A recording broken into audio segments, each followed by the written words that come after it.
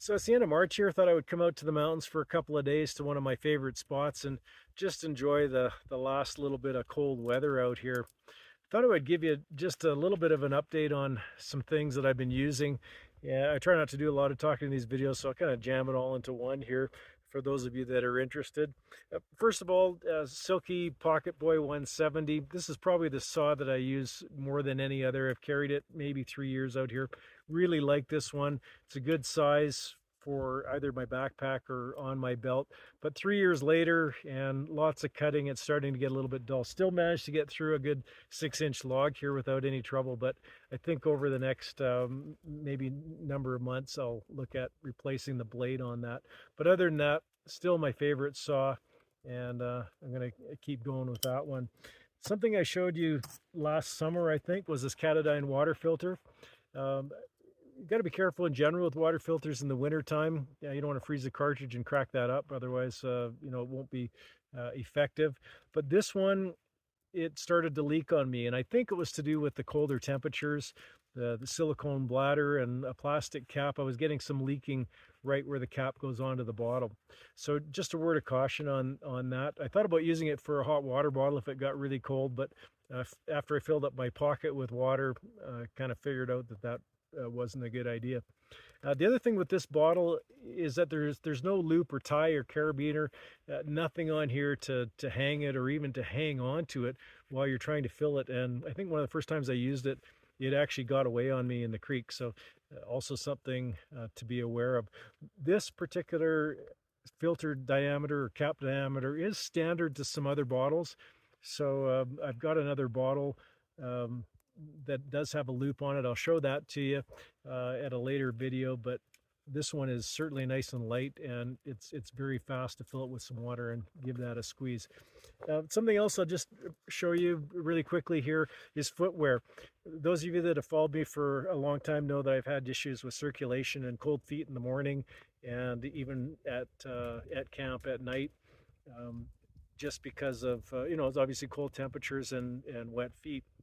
So I've tried everything from mucklucks with removable liners to hiking boots and you name it, and it's all pretty much the same thing.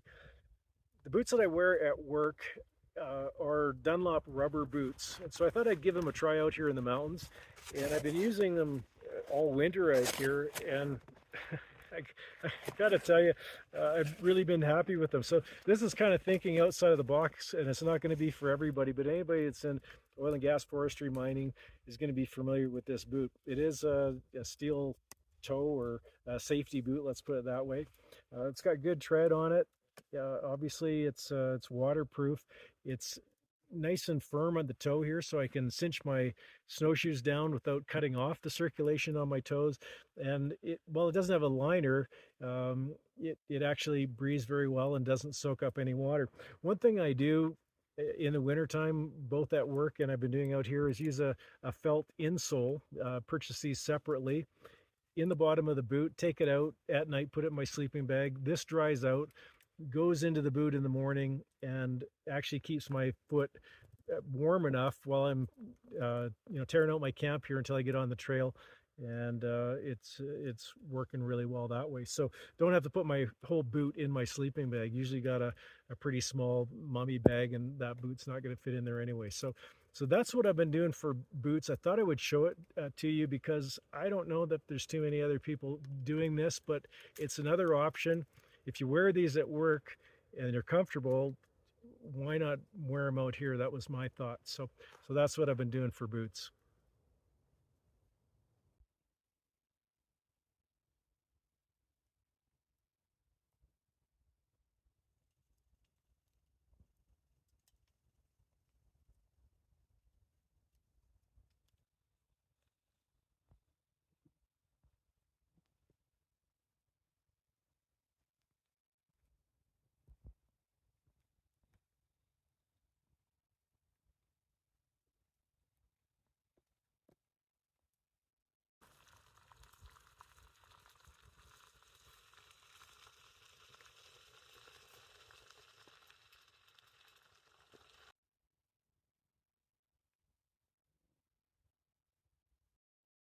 So it's after 8 o'clock and the temperature's been dropping the last couple of hours.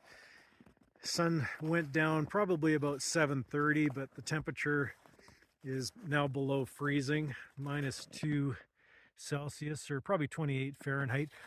I've waited until things cooled off a little bit to lay out my sleep system. There's some water running off the trees and the ground was a little bit soft, so I didn't want to take a chance of getting anything wet here tonight. So as far as the sleep system, I'm going to try a different pad on this trip. Normally I use a Thermarest ProLite Plus, which is an inch and a half thick. I'm going to try out this Thermarest ProLite, which is only 1 inch thick. Physically, they're the same size when they're laid out, but the ProLite is a little bit lighter by about 5 ounces and a little smaller when it's rolled up and stowed away. So gonna try that one, see how it works. Underneath that, I've got no other pads, just the Mylar emergency blankets, and I'm gonna use my Woods Downlight 0 degree rated sleeping bag at 0 degrees Celsius, so that's 32 Fahrenheit. As you know, for the last couple of years anyways, or few years, I've been using all of my clothing as part of my sleep system. Uh, and honestly, it's been working very well. I've had no moisture issues whatsoever. And as a matter of fact, even tonight, I'm going to climb in with these pants that are a little bit wet from hiking today and wear my jackets. And if temperature really drops, I'll even put my Gore-Tex shell on if I need to. But I can do all of that, climb into that bag a little bit wet and wake up dry in the morning. Everything breathes so well, my clothing, the bag, that I have no more moisture issues whatsoever.